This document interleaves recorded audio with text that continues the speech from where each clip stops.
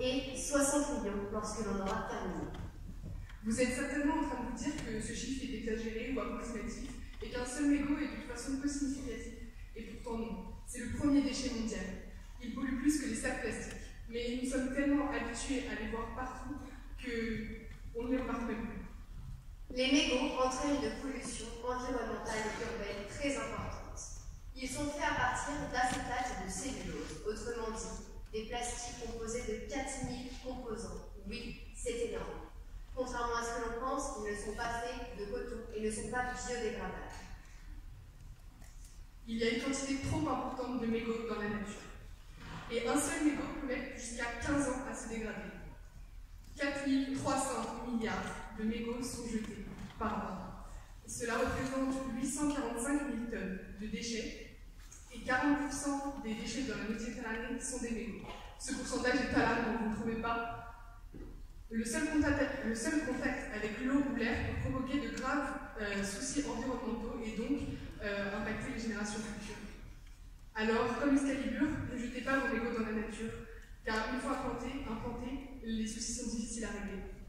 Les mégots sont la principale cause de pollution des océans. En effet, un mégot peut polluer jusqu'à 500 litres d'eau. Vous ne me croyez pas? Très bien. Alors je vais vous dire quelque chose. Un mégot contient une étude a prouvé qu'un mégot contenait suffisamment de poison pour tuer la moitié de tous les petits poissons contenus dans un litre d'eau en seulement 96 heures. Vous avez dit que c'était horrible? Oui, je suis d'accord. Et c'est pour cela que nous sommes ici aujourd'hui. Aujourd'hui, un adulte sur 3 fume à peu près quotidiennement ou occasionnellement. Donc ici, il doit y avoir des fumeurs. Alors je vais vous poser une question. Est-ce que vous jetez votre mégot autre part que par terre? J'en doute. Le but est de changer les mentalités sur le long terme. Prendre conscience qu'il n'y a pas de petits déchets ni de petites pollutions et que chaque objet a un impact sur notre environnement. Nous devons trouver des méthodes pour remédier aux fléaux que sont les mégots. Pour cela, plusieurs options sont envisageables. La première et la plus simple serait de sensibiliser les fumeurs à cette pollution. Vous avez tous sûrement déjà vu sur les paquets de cigarettes des messages de sensibilisation pour la santé, fumer tue ou fumer donne le cancer. Alors pourquoi ne pas faire la même chose avec la pollution et dire aux fumeurs que les fibres qu'ils rejettent dans la nature sont toxiques et non biodégradables? Cela permettrait d'informer les fumeurs simplement, mais reste à trouver le bon ton pour les convaincre. Autre que la prise de conscience, des solutions radicales semblent nécessaires, car la planète crie à l'aide.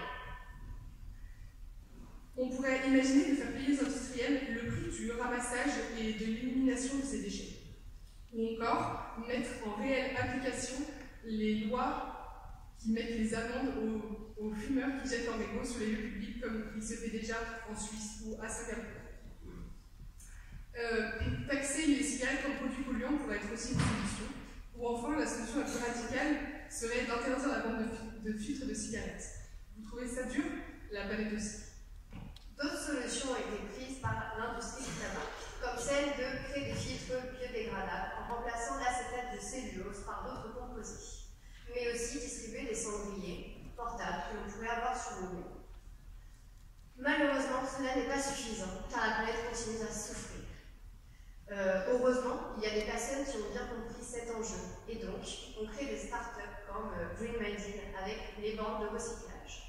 Donc, ce sont des bandes ludiques dans lesquelles on va déposer son mégot, et ce mégot va par la suite être recyclé, tout en répondant à une question. Donc c'est une bonne manière d'avoir le geste du recyclage, tout en ayant l'esprit du jeu et non des solutions répressives. Mais apparemment, les fumeurs n'ont pas encore bien compris l'impact direct de leurs gestes sur l'environnement. Chacun doit prendre ses responsabilités.